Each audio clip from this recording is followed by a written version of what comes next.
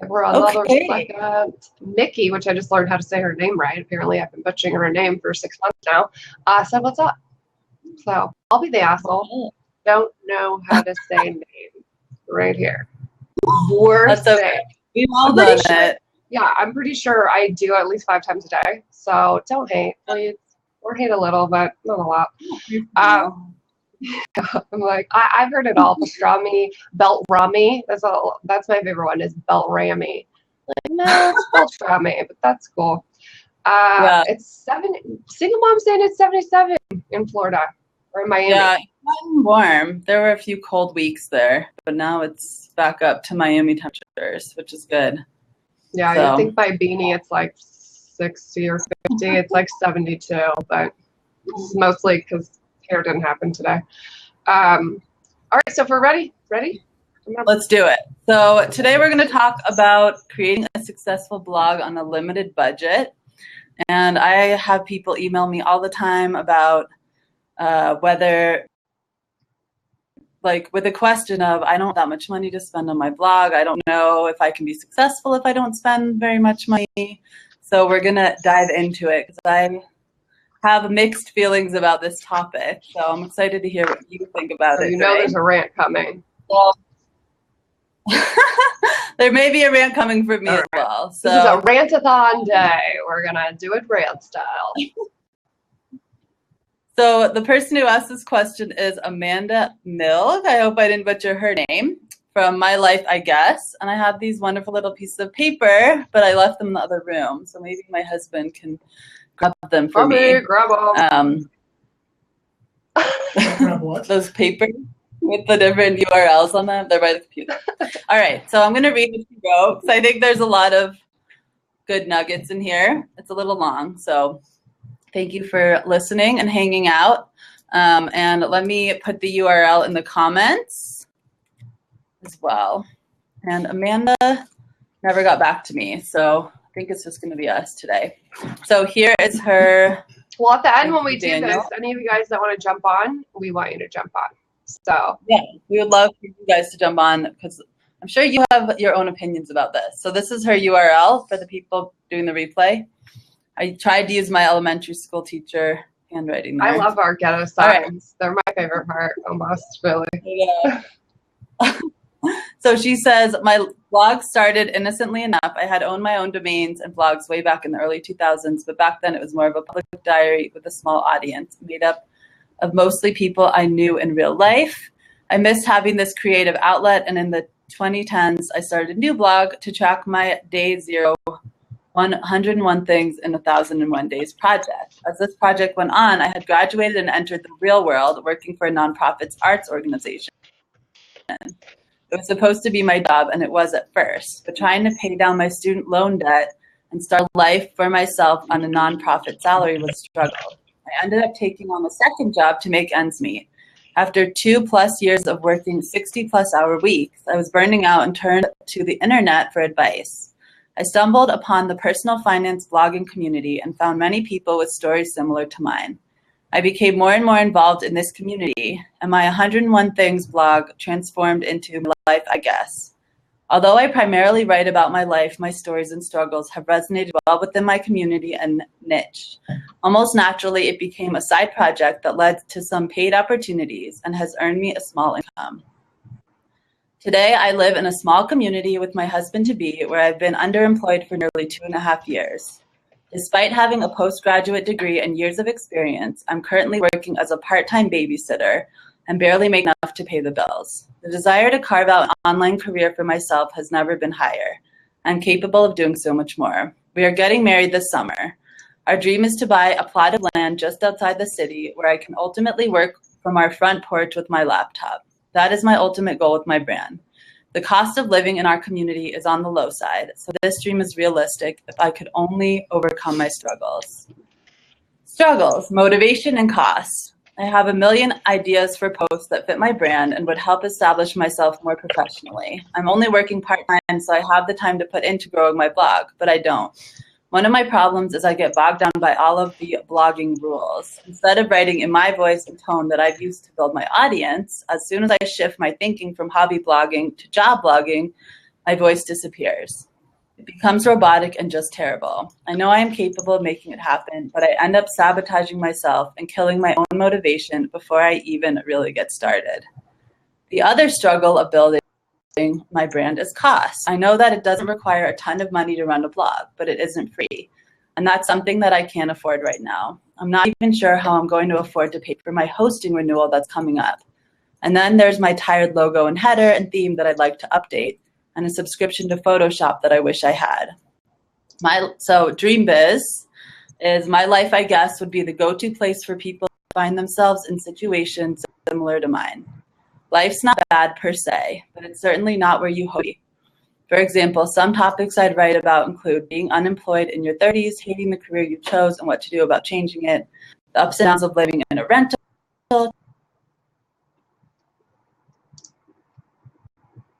Uh-oh. I think she cut out.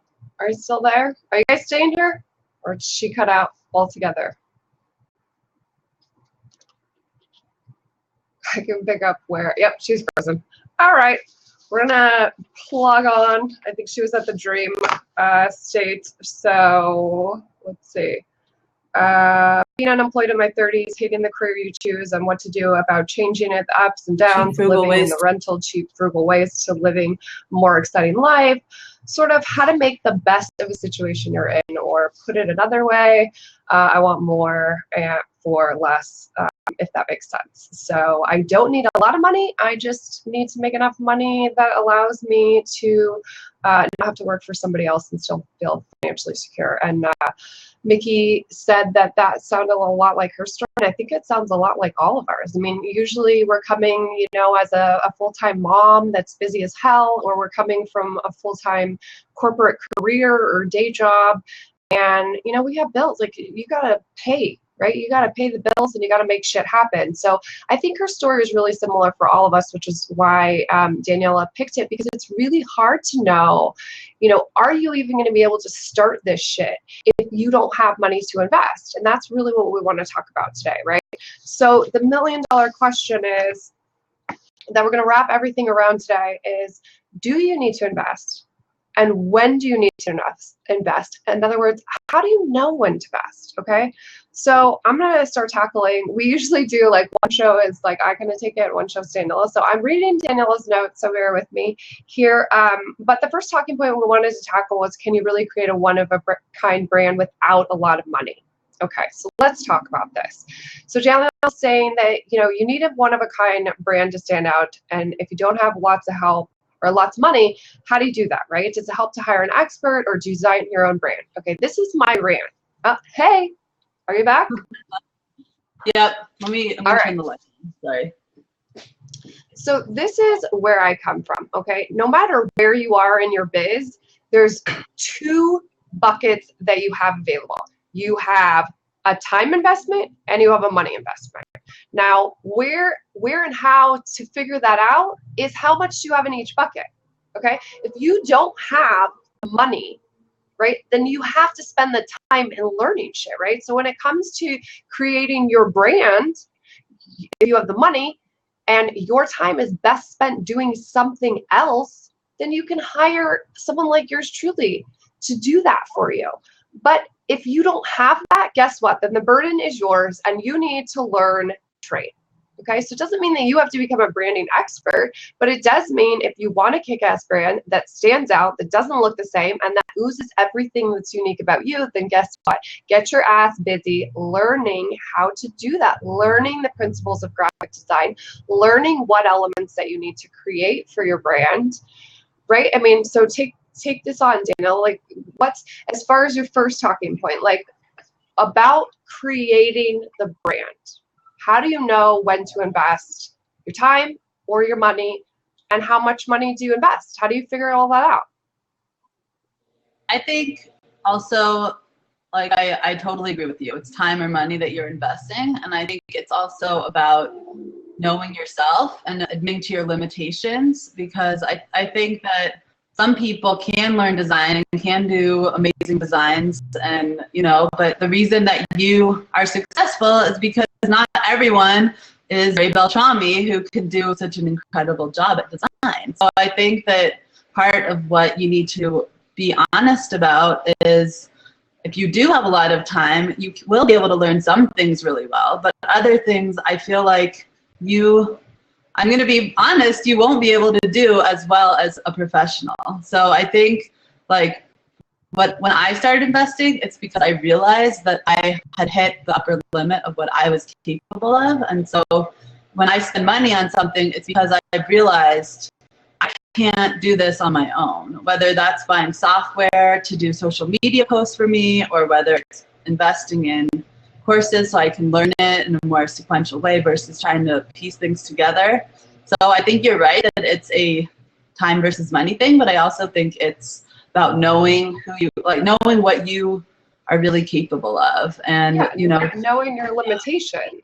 Exactly. Yeah. I mean, certain things aren't going to be in your wheelhouse. Like, I'm never going to be a proofreader or a ghostwriter, and honestly, like, I struggle to write any sales.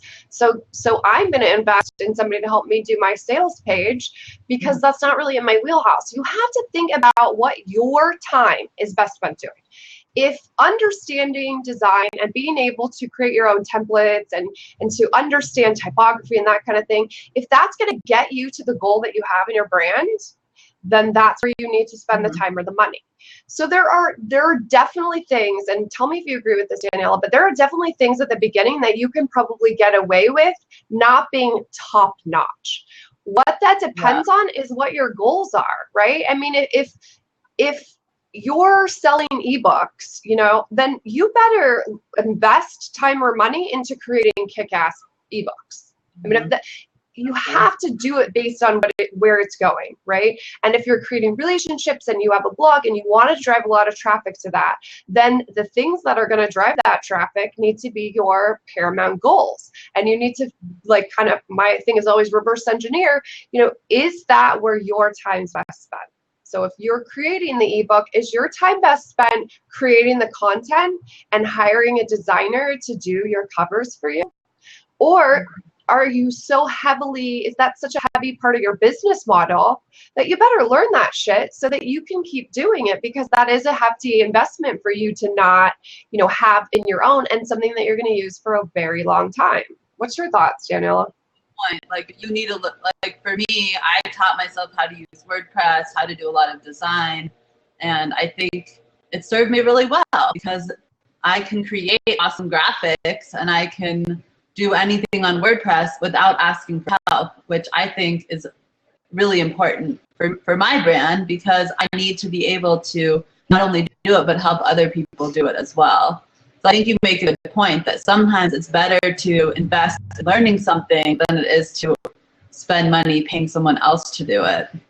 But I do think that, like, when you were talking, it brought up for me that everything you put out is a reflection of you and your brand. So if you don't, like, in the beginning, yes, it's good to invest in creating something that looks really good, like, to figure it out yourself. But in the beginning, if you don't create really good looking stuff, then that's going to reflect on your brand. So I feel like it's kind of a catch-22 in a way. Like, maybe you learn how to do it, but at the same time, you figure out how to hire someone on Fiverr to help you do it. You figure out a low-cost way to make it look good until you have those skills to do it yourself. Because I do think, I also get mixed about it, because I think a lot of bloggers stand in their own way, and business owners. And I feel like for Amanda, she said a lot of stuff about how she feels like unmotivated and she feels nervous about herself. And I think the money question is a reflection of that as well. So I think, like, I don't want people to say, I don't have the money, so I'm just going to give up. Or I need everything to be perfect, so I'm not going to put anything out there. But at the same time, you do have to invest in making things look good as a reflection of your brand. So what do you I want to address, like, Scrap Menagerie, which I love the name. So she's saying that she likes to do everything because she likes to learn all this shit, right? And I love that, and I think that is, I think she nailed it. I think that is what we all have. All of us, like bloggers, entrepreneurs, solopreneurs, creatives, I don't give a shit. We have this like urge to learn and devour everything. And I get it. And that empowers you in your own business because like it wraps around what you just said is that you have more confidence because you know this shit yourself. You're not just outsourcing and then going like, I don't know, my website got up, like they put a blog post on there, but now I don't feel empowered to do it myself. So that's, I think, the tough struggle that everybody comes in. But we keep coming back to, is your time best spent spending 60 hours learning how to, create your website, how to upload a theme? Like me and Daniela are in the same mastermind. And right now our whole mastermind is interviewing people to do Facebook advertising. Now, yes, we're farther in our business than you may be, but it's the same point. We could, both of us are smart bitches, we could go learn Facebook ads in the next 40 to 60 hours. But guess what? Like, it's not worth my time. I'm not a marketing expert. I'm certainly not an advertising or Facebook advertising expert. And it's not worth my time. It would take so much of my day. And frankly, I'd waste a hell of a lot of money testing out shit because I don't understand it. And then there's the overwhelm of like, who do you listen to? Because everybody will tell you how to do shit differently. So It does take a hard look at shit. And you do have to be really brutal about, that might be great to learn, but is it propelling your business? Is it really in your best interest to learn this? Or are you just wanting to learn? Because learning doesn't pay the fucking bills. Implementing this shit takes, sorry, I get ranty on this because I've done it too. We all started as DIYers, most of us. I mean, very few of us started where we just outsourced it and was like, oh, we paid everybody and now everything's beautiful and gorgeous. We're going to run our business. Like, no. But you can't get sucked into creating images for 3 weeks because it's fun. That's not a business. That's a hobby. And if you're in this shit for business, then you got to start looking things hard. Yeah, and I think also learning can be a form of hiding. Like that's what I'm getting at. Yeah. Exactly. People are afraid like waiting. So they are like, I'm just going to learn. I do the same thing. Like I'm starting to set up the sales funnel instead of focusing on that. I'm like, I think I should learn Instagram right now because that's easier. So I think, sorry to cut you off. But no, and I think you nailed it. And Scrap is coming back with all the things we have. She's saying I'm a control freak and I want to have it. And again, I get it. I get all that. What we're saying is like eventually you're going to realize that you're spinning the fucking wheels and you're not getting the traction because you're wasting time on other stuff. We're not saying that means that you have to outsource it all right now. We're saying don't get caught up in this stuff, even learning it, if it's not directly applicable to something that you're really going to need, right? Let the experts do it. And here's one other thing that I made a note of and I want to just a mini rant on. Get creative about the ways that you can hire people. Nobody said you need to go hire a brand stylist like me for a couple grand. Okay, what we're saying is get creative. There are trades. I don't know about you, Daniela, but I did tons of trades when I started out. So I did the graphic work and I had people do my proofreading and I had them do all this kind of shit that I don't know anything about.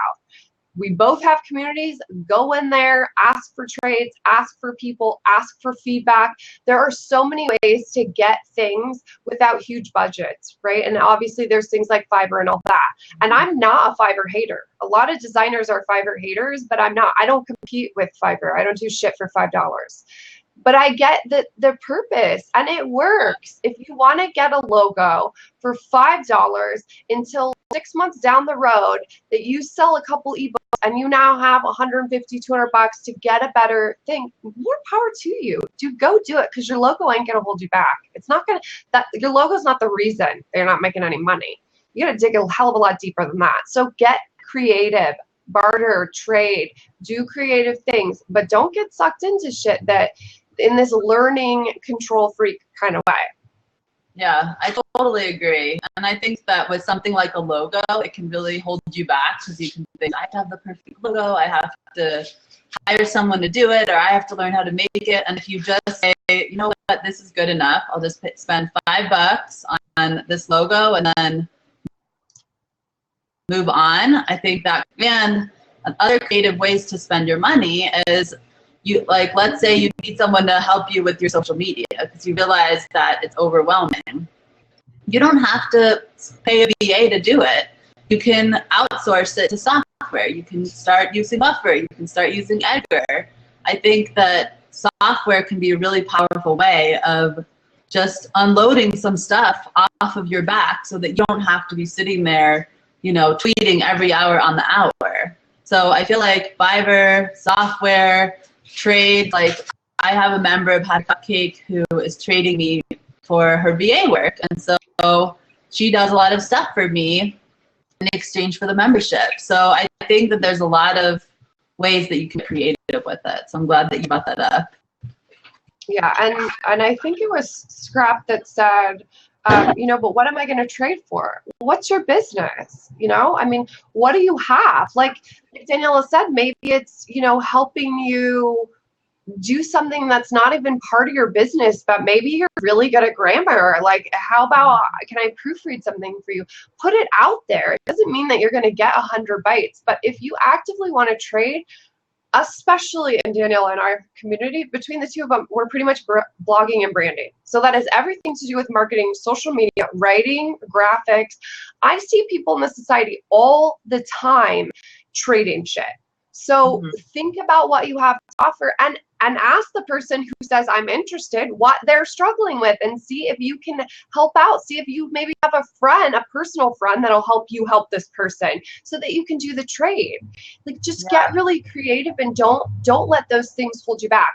The other rant I wanted to have was that you need to decide what it is that you do need money-wise as far as your investment, and then you need to go make that money. Okay, that needs to be your driving force. If you need $10 a month for Buffer, which I am all for, it's the best $10 fucking dollars of my life, then how do you make $10 a month? How do you do it? Can you do coaching? Can you do a 30-minute session on whatever the hell you do? I don't care if that's crafting. I don't care if it's knitting. Make a fucking video that's 30 minutes. Sell a pattern. Do something. Make the $10. Figure out what money you need. Stop sitting there hopeless and helpless and help yourself. Take action. If you need $10 a month, figure out how to make it $10 a month. When you need $150 for a logo, figure out how to make $150.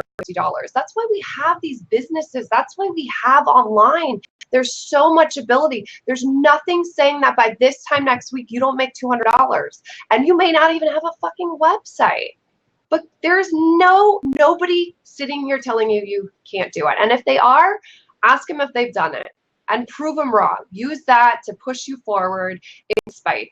If it's in spite money, it's still money. And I do it all the time. So what's the next talking point? Well, I also think, just to answer to that, I feel like a lot of, like, saying that I can't afford this is sometimes saying I can't make the money. I don't believe in myself and my ability to make the money.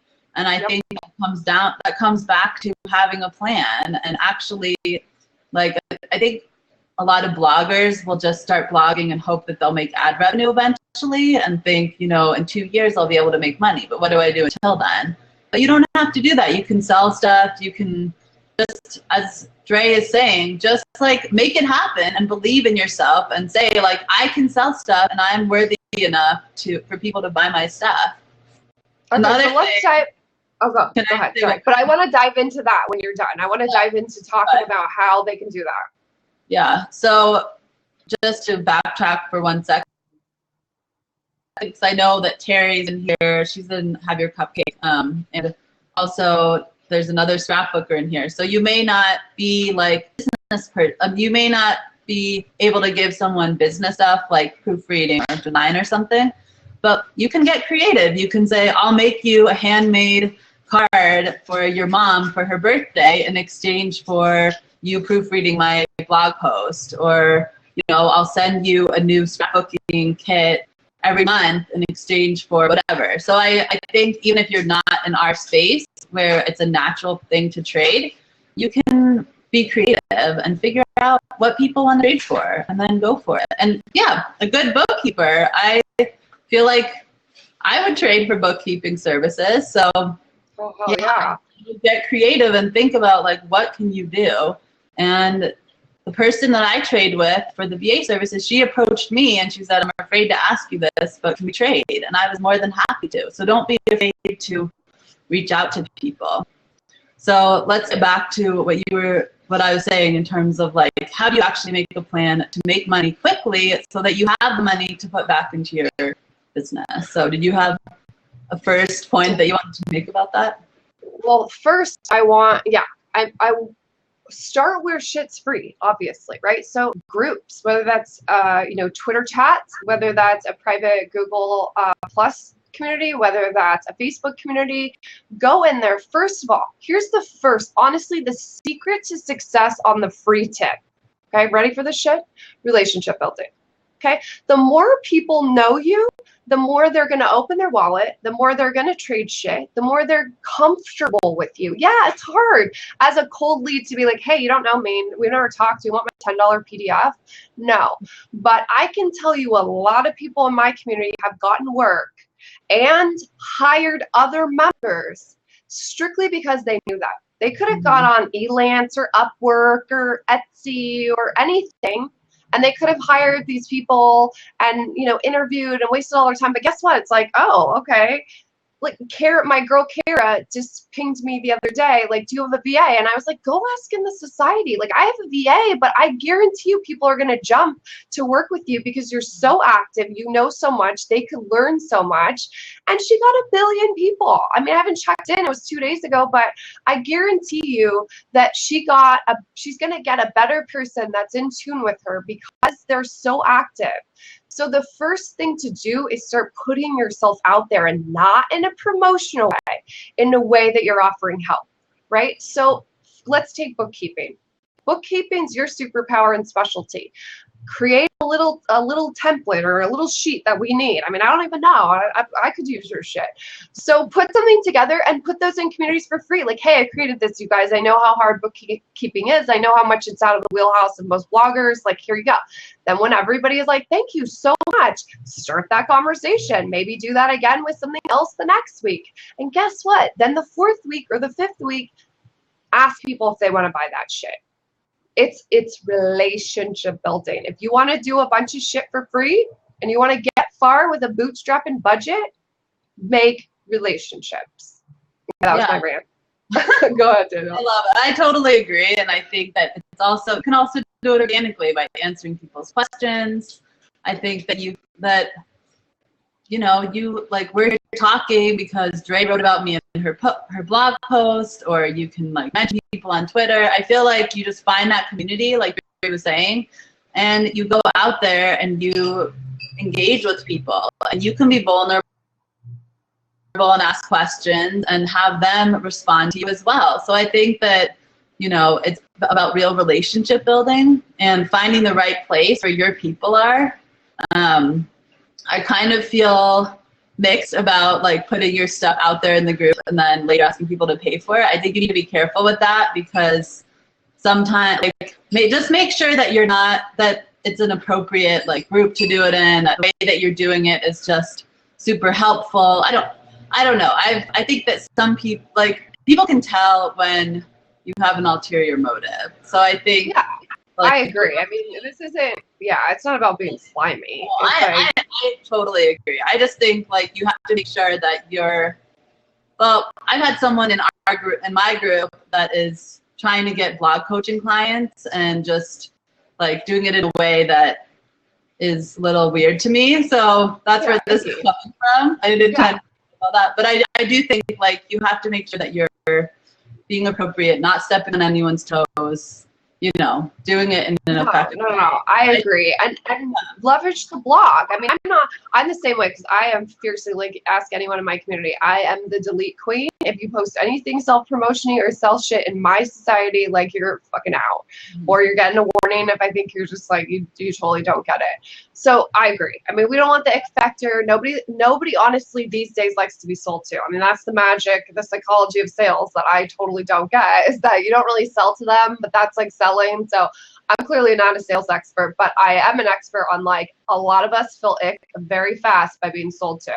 But that's my whole point. I mean, so Mickey just made such a great point. Dan Crass, who's like, I call him Dan the man because he is. And he is the most badass resource in our society. He just has so much information, and he like critiques in like the most unique way. I mean, he gives you actionable stuff. He spends so much time in there out of just generosity. Like, he's not trying to get any clients ever. And she just said, like, I still want to hire him. That's what we're talking about. So provide value.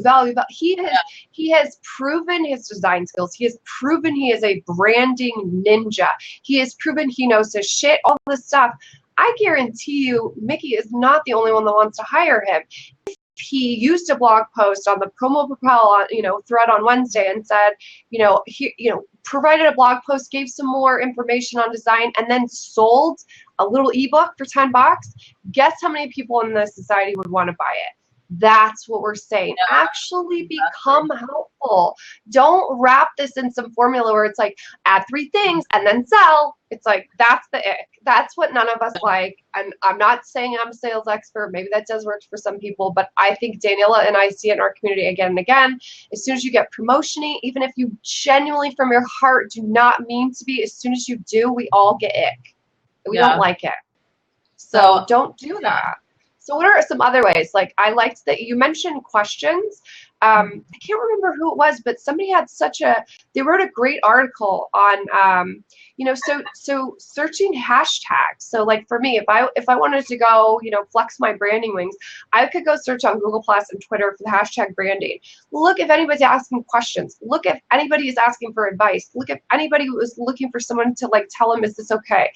Go into communities that are based on what you want to do or what you're an expert in, what's your superpower, and start helping them. Never, ever talk about making the money, but we're saying that is how you do make the money. That is how both of us have done this in the last year and a half. We started communities. We blog our asses off. We gave so much value, and eventually people wanted to hire us, and we created products and programs and shit around that. It doesn't have to take years, but it does have to build organically for it to really be consistent and constant revenue and growth in your business. I mean, you could have an epic week. I've had them before, and then it's like radio fucking silence for a couple. So to make it that every week money's coming in, every month, that's what you have to do, is that you have to build a platform. I know someone said that earlier. You have to build a platform for your expertise that is based around giving more than you take. Eventually it will be your time to take. And that eventually isn't years. It can be very quickly, as in weeks and months, but it's not going to come by you sitting there doing images for 3 weeks and then being like, hey, I created a book, you want to buy it? Nobody's going to buy it. All right, I'm done with that rant. Well, okay, I feel like we've gone a little off topic, but that's okay. I think this is important stuff to talk about. So I agree. So let's get back to my life, I guess.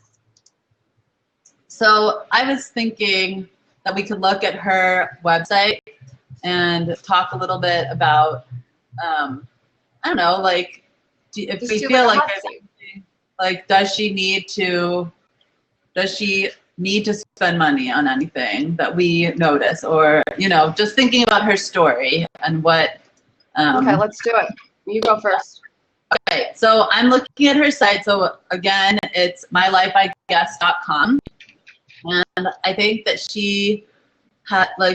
one of the things that she mentioned in her story is that she wants to change her logo and her header. And again, I don't think it needs to be changed. I think if she doesn't like it, she could definitely change it. And again, she can go on Fiverr and buy one, or she could make Canva. So I don't necessarily think she needs to hire someone for that. The other thing that I've noticed that she could add, which is also free, is SumoMe to get email addresses, because I don't see very many places for her to get email addresses. And I also think, like, part of what so to me, a lot of what she wrote was about, like, not feeling willing to claim her voice and her superpowers. And then she also wrote about the money. And I feel like for a lot of people, the first step is claiming your voice and your superpower and getting focused, and then worrying about, well, where do I see the gaps in what I can spend? So I feel like for her, I feel like her voice is very evident. And I feel like I know her from looking at this, which is great. What else? I don't know. When I look at this, I guess it's hard. I kind of struggle with this because I feel like it's hard for us to look at her site, not knowing her and not having her on here, unfortunately, to talk to. Because I feel like from the outside, it's hard to say what someone could spend money on or, what the gaps are. But I think that if she were to invest, she could invest in the banner. She could get Sumo Me, which is free. I don't know. I wish I had more. Honestly, I think a lot of what she's going through is mindset, if I'm being honest. I think that the website is not bad at all. I think she's got the right elements of the branding guidelines. I think she's got a great foundation with her voice and really understands it. I think she's going through a confidence mindset issue. And what I would say is that, honestly, I think she needs to get out there more. So my one big suggestion for her would be to start creating blog posts that feature other people. So if she's going to have, let me go back. So she has one that is, I like this. So 10 posts that changed my life. 2 more of those and really work to build relationships with those people. I think she has so much, but she's not seeing anything happen, and that's knocking her off her confidence game. And I think that's where it happens, and that's where the money is going to come. So I think it comes back to relationship building, and I think it comes back to building relationships with people in her niche and her peers, because then they can commiserate, they can collaborate, and they can also help each other figure out, what their people are struggling with so that they can create products. And maybe these other people already do have a list that they can share with her. In other words, give her access, doing guest posts or stuff like that. I think that's the piece missing for her. I think she's worried that this is not going because she's put no money into it, and I don't think that's the case. I think that she needs to hunker down, get that confidence mojo back, and really start putting herself out there on social media and in groups, and really, really providing the value off of her real estate, but leaving everybody back. So when she's talking to people, lead them back to the website, like, oh, these, I actually did a post that had these 10, this is the best one, but if you want to check out that post, there's 9 other, kick-ass blog posts that help me. Doing things like that, I think is what she's missing, to be honest. I don't have a lot of, she's got great image templates and that sort of stuff. She can definitely, polish things up and work on honing those skills as she goes, but I don't think that's where she's missing it. I think it's a mindset thing. And, that comes in time. The more people that come and you create relationships with, your confidence will grow, because people are honest and telling you, that they're doing the same thing. So get out of your bubble and go make relationships and go tell people, how you can help them. That's really my feedback. Also think, I agree. And I think finding a small thing to sell would also be good if she's trying to make money. I don't see any products on here. There are some affiliate links and ads, but I'm guessing that she's not making a ton of money from that. And I think the list building will come. Don't you think that will help with our list building? Yeah, I think doing what Dre said, offering a free resource and then offering something paid, building your list with that free resource and then coming out with something paid based on what those people on your list say or what people in Facebook groups say. I think that would really help to just have, and even if you made an ebook for $5 and you sold one, that just feels incredibly empowering. No matter how small the amount of money is, once you start selling a product, it feels so amazing. And so that could be something as simple as you said, as a 30-minute training video and a template or a short ebook. So maybe you just say I'm going to have my first product out by, the end of the second quarter of 2016, and to work up to that, I'm going to create this opt-in freebie and these blog posts, so that you're actually working towards a money-making goal, and you're not just thinking I'm going to make money at some point.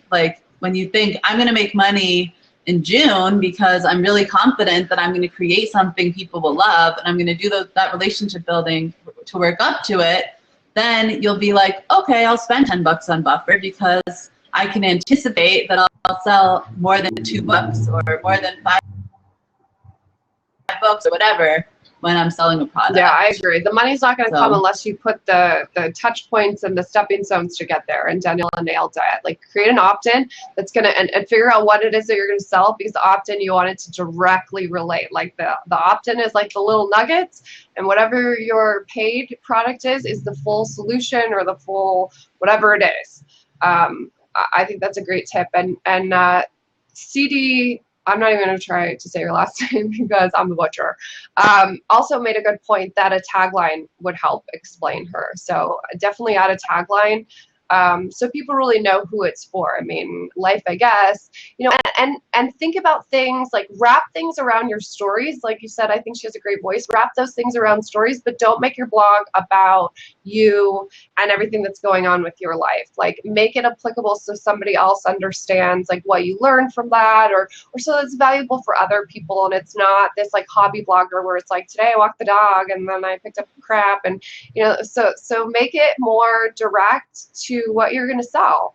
And you know, you can't sell anything if people don't understand what the hell you're all about. So I think that's the key. So how about we totally went over, but how about if you guys want to, for the next 10 minutes, because I have another show at 1:30, but do you have time to let people hop on for like 10 minutes? All right, so anybody, if you guys want to hop on, grab a seat. Otherwise, we're going to wrap for the day. I also want to be someone, that damn scale, I don't know your That's name. Mickey. Who is it? Mickey? Mickey. Okay. Like Mickey Mouse. That's the one who I butchered her name. I thought it was Mika. That's what I thought. She said, what if it really is about your life? Like, what if your blog really is about your life? Then you're really not going to probably sell shit. Honestly. I mean, that's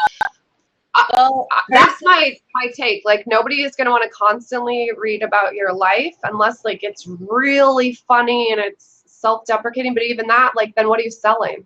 I mean, your blog should be about a topic. Her handle is that damn scale, so maybe that's what it. Maybe like, I'm not saying, I'm just like throwing this out there, but maybe her blog is about her weight loss journey or something like that. I think if it's very specific like that, right? And that's you can make money, right? But maybe that's what I'm saying, like, wrap the stories around what you're teaching, for sure. I mean, that's the part of blogging, is that you do want to bring your personality and your experiences so people can bond to you. What I'm saying is, like, I don't want to blog post like I went to the gym and I did 300. It's like, there has to be something that someone else can latch onto. So Mickey, like, definitely.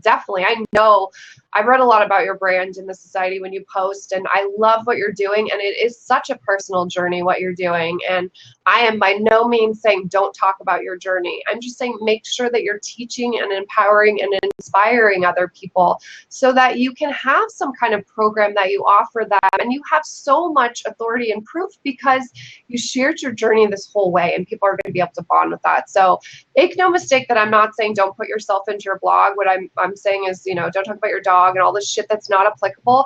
Wrap stories around teaching points. Wrap stories around value for other people. And so I think in this specific case, I think a lot of people who write their personal story and who write this journey are afraid to transition into selling something. So I think, like, you have 4,000 followers. You have, you know, you put yourself out there. You've been vulnerable. You've shared your journey. Don't be afraid to sell something. Don't be afraid to sell an ebook about how to lose weight, or a 10-week course about how to lose weight authentically, or whatever your brand is. Yeah, if you have 4,000, you know, you might be afraid. I haven't sold anything. But you can sell something, and if some people leave, then that's fine. Sorry. And if you have 4,000 followers, girl, get some shit to sell. Like, even if that's like a meal plan for a week or something like that. I mean, if you already have this kind of engagement, then it's time to start selling. Otherwise, what happens a lot of times when you don't sell soon enough is that, people love reading your shit, but they're never going to buy. And so what you're attracting is what I call freebie hunters. You have to train people that you have solutions and that you have products and services and programs and all of that stuff. So it sounds to me, and I know you've gotten your brand really dialed in, that it's time to create some shit to sell. I agree. All right, so is no one going to jump on with us today? If you're not, then I'm going to wrap shit up so I could go stuff a breakfast burrito in my mouth before my show. So this last chance, we're going to count down. 5, 4. I know. Mickey, get your ass in here. 3, 2, show my papers before we leave. So 1. Then we're going to wrap it for today. So do our ghetto paper, Daniela, and let's say our goodbyes. Okay, so if you want to work with us personally, this is Dre's bit.ly/branding-mentorship. And this is mine. Wow. DailySlim.com/chat. So connect with us and let us know that, you want to talk to us and we'll be there for you. So yep, or tag us on any social media. We're pretty much on everything. Next week is going to be about selling a tangible product. So we will see you same time, same place next week. Thank you for coming. Bye, everybody. Bye, guys.